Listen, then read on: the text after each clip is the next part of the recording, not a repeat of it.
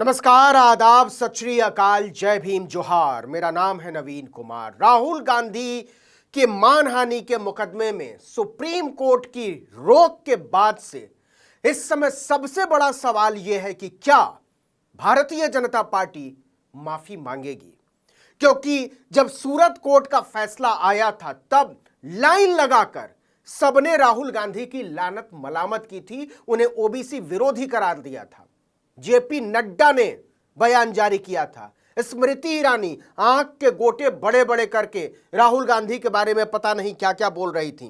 अनुराग ठाकुर, संबित पात्रा, ये सब कुछ ना कुछ बोल रहे थे, लेकिन अब खामोशी है। भाजपा के खेमे में सन्नाटा छाया हुआ है। किसी की समझ में नहीं आ रहा है कि हो क्या गया है। और एक लाइन की बात यह है कि राहुल गांधी ने भारतीय जनता पार्टी को, उसकी नीयत को, उसकी सोच को बेपर्दा कर दिया है। साफ कहा है सुप्रीम कोर्ट ने कि राहुल गांधी संसद जा सकते हैं, उनकी सदस्यता बहाल रहेगी। और अब भारतीय जनता पार्टी के सामने अपनी इज्जत बचाने की चुनौती है कि वो अपनी इज्जत कब बचाना चाहती है, बचाना भी चाहती है या नहीं। क्योंकि राहुल गांधी की सदस्यता लोकसभा की एक अधिसूचना से गई थी और राहुल गांधी के संसद में आने के लिए फिर से यह जरूरी है कि एक अधिसूचना जारी हो। हालांकि सुप्रीम कोर्ट के जो निर्णय है उसके बाद से वो सिर्फ एक औपचारिकता रह गई है, लेकिन यह औपचारिकता जितनी जल्दी निभा ली जाएगी, भारतीय जनता पार्टी की इज्जत उतनी बची रहेगी। लेकिन सच यह है कि भाजपा के सामने, नरेंद्र मोदी के सामने, अमित शाह के सामने, उनके सिपासालारों और सेनापतियों के सामने इधर कुआं और उधर खाई वाली स्थिति पैदा हो गई है। अगर राहुल गांधी को संसद लाने के लिए, उनकी संसद की सदस्यता बहाल करने के लिए औपचारिक चिट्ठी जल्दी जारी होती है तो भी यह राहुल गांधी की बहुत बड़ी जीत तो हो चुकी है, यह और बड़ी हो जाएगी। और अगर इसमें वो देरी करती है तो उसकी नीयत और कटघरे में खड़ी होती चली जाएगी। दोनों ही सूरतों में राहुल गांधी पर सुप्रीम कोर्ट का यह जो निर्णय आया है, यह जो फैसला आया है, सूरत कोर्ट और गुजरात कोर्ट के जो उसने सुनवाई से इनकार किया था उस पर रोक लगाने का, वो भाजपा के लिए मुसीबत बन गया है। क्योंकि राहुल गांधी किसी भी सूरत में अब संसद जाएंगे, वो चुनाव भी लड़ सकते हैं। अंतिम फैसला आने तक, सुप्रीम कोर्ट का अंतिम फैसला आने तक राहुल गांधी संसद जा सकते हैं, वो चुनाव भी लड़ सकते हैं। और भाजपा में कोई कुछ बोल नहीं रहा है। देखिए कि कैसे मैं कह रहा हूं, क्यों बोल रहा हूं कि भाजपा के सामने इज्जत बचाने का इकलौता तरीका है कि राहुल गांधी को संसद में लाने के लिए वो चिट्ठी जो भी जारी होनी है, जो भी औपचारिकता पूरी होनी है, वो पूरी कर दे। 8 तारीख से, 8 अगस्त से जरा सोचिए कि क्या होगा। 8 अगस्त से सरकार के खिलाफ अविश्वास प्रस्ताव पर चर्चा होनी है। 8 अगस्त की तारीख ऐतिहासिक तारीख है, इतिहास में दर्ज है। भारत छोड़ो आंदोलन का नारा दिया था महात्मा गांधी ने। और अगर राहुल गांधी की सदस्यता बहाल करने की चिट्ठी जारी होती है तो 8 अगस्त को राहुल गांधी संसद में होंगे। और जरा सोचिए कि क्या नजारा होगा, क्या दृश्य होगा संसद में जब राहुल गांधी कहेंगे कि नफरत भारत छोड़ो। मतलब उस ऐतिहासिक तारीख पर जब महात्मा गांधी ने कहा था अंग्रेजों भारत छोड़ो, राहुल गांधी संसद में बोल रहे होंगे नफरत भारत छोड़ो। यह दृश्य नरेंद्र मोदी पर कैसे गुजरेगा, भारतीय जनता पार्टी से कैसे बर्दाश्त करेगी, कैसे इसको सहेंगे अमित शाह और जेपी नड्डा जैसे लोग, यह अपने आप में सवाल है। और जो लकीर है वो ये है कि राहुल गांधी को पप्पू साबित करने की जो 7 साल 8 साल की कोशिश थी, उसके बाद जो सामने आ रहा है वो ये कि दरअसल नरेंद्र मोदी राजनीति के मामले में पप्पू है। राज करने का मतलब, प्रधानमंत्री हो जाने का मतलब, बहुमत साबित कर देने का मतलब ऐसा नहीं होता कि आप दरअसल राजनेता हो गए हैं। पप्पू आप हो सकते हैं। और ये जो मुकदमा है, जो अदूरदर्शिता थी भाजपा की, इसको लेकर उड़ जाने की, कि अगर भाजपा खामोश रह जाती सूरत कोर्ट के फैसले के बाद तो माना जाता कि उसके भीतर एक गरिमा है, एक राजनीतिक सदाचार है, एक सियासी शिष्टाचार है, आपस के लोगों को लेकर जो सद्भाव है उसका एक बुनियादी आधार उसकी वैचारिकी के अंदर है। लेकिन जिस तरीके से सूरत कोर्ट के फैसले के बाद से भारतीय जनता पार्टी ने हंगामा मचाया था, उसके बाद उसकी सोच, उसकी समझ, उसकी नैतिकता, ये सब बहुत छोटे नजर आने लगे हैं और नरेंद्र मोदी पप्पू नजर आने लगे हैं। और अब जो लकीर है उसके एक तरफ राहुल गांधी की ऊंची होती छवि है तो दूसरी तरफ नरेंद्र मोदी और उनकी वैचारिकी की पप्पू होती छवि है।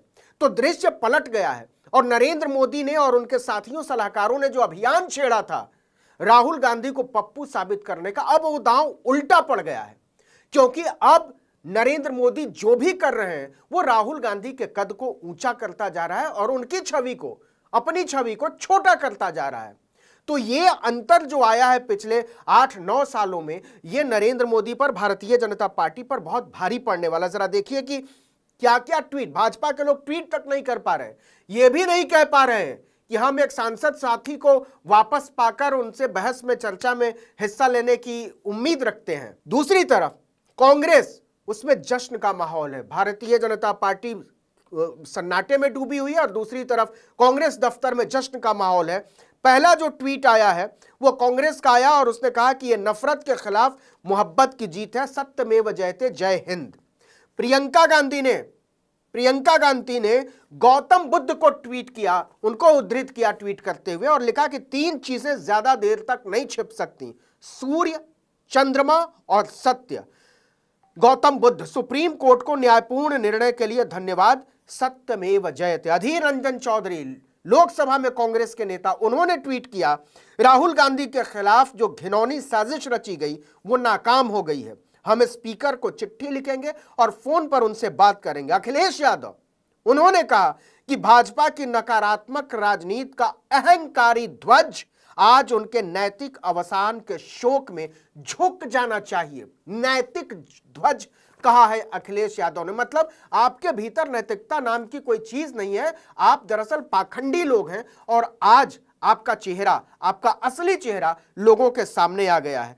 तो जो नया नैरेटिव अब बनता हुआ नजर आ रहा है, इंडिया और एनडीए के मुकाबले, आपने सुना होगा लोकसभा में अमित शाह का भाषण, वो लगातार इंडिया को लेकर, इंडिया अलायंस को लेकर बहुत परेशान थे।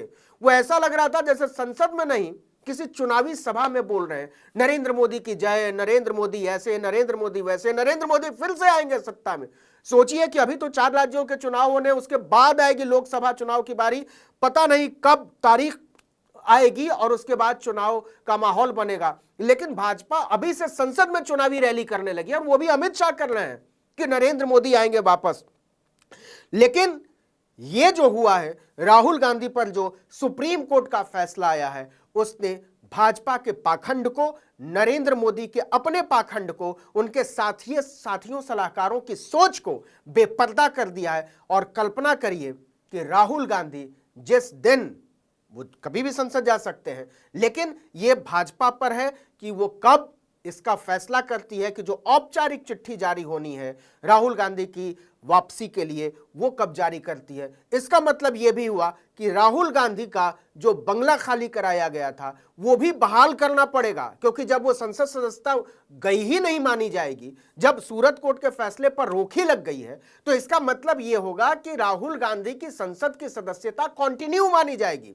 इसका मतलब वो कभी भूतपूर्व सांसद हुए नहीं, तो जब भूतपूर्व सांसद नहीं हुए तो राहुल गांधी का जो बंगला था, नैतिकता का तकाजा तो यही है कि वो बंगला उनको तत्काल वापस कर दिया जाए। आपको याद होगी वो तस्वीर जब राहुल गांधी अपने बंगले की चाबी जो है वो सौंप रहे हैं लोक निर्माण विभाग के अधिकारियों को, वो ऐतिहासिक दृश्य था और उन्होंने कहा था कि आप चेक कर लीजिए अपनी चीजें जो जैसी आपने दी थी वैसी हैं या नहीं।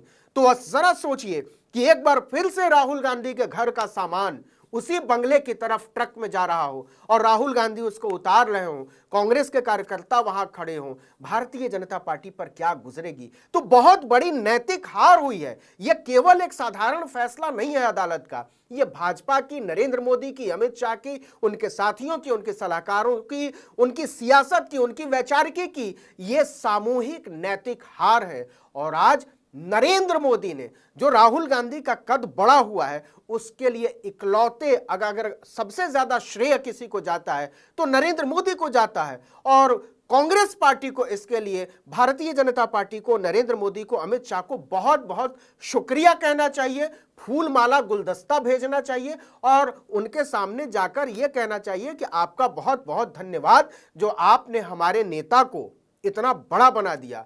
वरना हम तो यही सोच रहे थे कि हमारी और आपकी लड़ाई जो है नैतिकता के धरातल पर शायद अभी नहीं है, लेकिन अब जो लकीर खिंच गई है उसमें केवल लड़ाई नैतिकता की रह गई है। और सुप्रीम कोर्ट ने साफ साफ कह दिया है कि राहुल गांधी को जो सजा दी गई थी 2 साल की, वो सरासर अन्यायपूर्ण थी और हम तत्काल प्रभाव से इस पर रोक लगाते हैं। अंतिम फैसला जब आएगा तब देखा जाएगा कि राहुल गांधी के राजनीतिक भविष्य का क्या होता है।